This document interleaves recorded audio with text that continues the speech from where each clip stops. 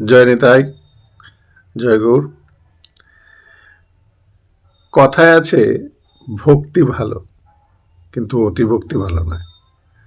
আবার ভাব ভালো, কিন্তু অতি ভাব ভালো নয়। আসলে বিষয়টা হচ্ছে বর্তমানে আমাদের কিছু মানুষ আছে, ভক্তিটা এমন পর্যায়ে পৌঁছেছে যে তাদের আর বলার কিছু নেই। অতি ভক্তি চোরের লক্ষণ।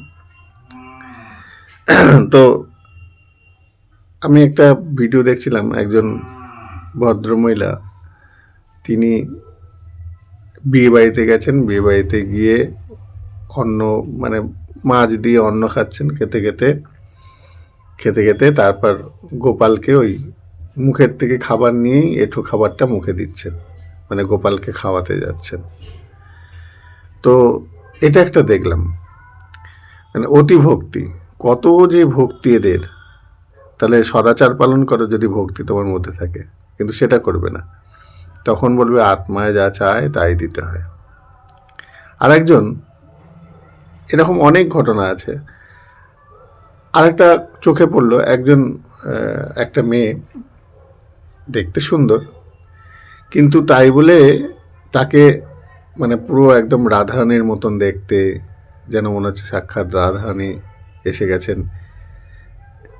এরকম অনেকে দেখতে সুন্দর, কোনো পুরুষ মানুষ দেখতে সুন্দর, তিলক মালা করেছে, ধুতি পাঞ্জাবি পরেছে, তাকে কি বলা হলো, গৌর সুন্দরের মতন দেখতে। কেউ হয়তো নীল পোশাক পরে বা সুন্দর পোশাক পরে যাচ্ছে, ধুতি পাঞ্জাবি পরে, আহা যেন সাক্ষাৎ নিতাই চাঁদ চলে এসছে। এইগুলো অপরাধ ছাড়া আর কিছু নয়। কেননা ভগবানের মতন বললে পরে ভগবানের গুণ, রুচি, ভাবনা, তার কৃতকর্ম, তার তিনি যা যা জগৎকে মঙ্গল করেছেন এইগুলোকেও ভাবতে হবে। শুধু সুন্দর দেখলে হবে না। তো আমাদের মধ্যে কিছু মানুষ আছে, আমরা ভগবানের সঙ্গে তুলনা করি, এর সঙ্গে কম্পেয়ার করি, ওর মতন দেখতে, সাক্ষাৎ রাধারানী, সাক্ষাৎ গোবিন্দ, সাক্ষাৎ নিতাই চাঁদ। এগুলো ঠিক, হ্যাঁ ভক্তি ভালো, আপনার ভক্তি ভালো, কিন্তু সেটা এমন স্তরে নিয়ে যাবেন না যেটা আপনার পক্ষে অপরাধ তৈরি করে। আমাদের অন্যান্য বিধর্মীরা বলতে নেই, বিধর্মীদের মধ্যে একটা সিস্টেম আছে, তারা তাদের বিগ্রহের কোনো অনুকরণ করে না। কিন্তু আমাদের সনাতন ধর্মের মধ্যে অনুকরণ করা রূপ, তাকে অনুভব চিন্তনের মধ্যে আনা হয়, কিন্তু সেটা এমন নয় যে একবার তাকেই সাক্ষাৎ ভগবানের মতন ভেবে নেওয়া হবে। এগুলো অপরাধ ছাড়া আর কিছু নয়। অনেক মানুষকে এরকম দেখি, অনেকের এরকম বলতে শুনি।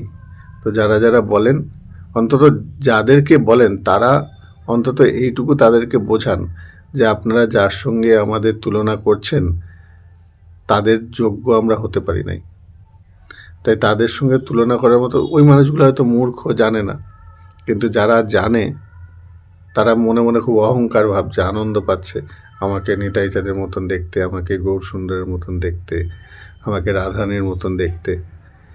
এতে আপনিও পতন হচ্ছেন, আপনার ভজনে বাধা এসে যাচ্ছে, কেননা অহংকার ভজনের বাধা হয়ে যায়।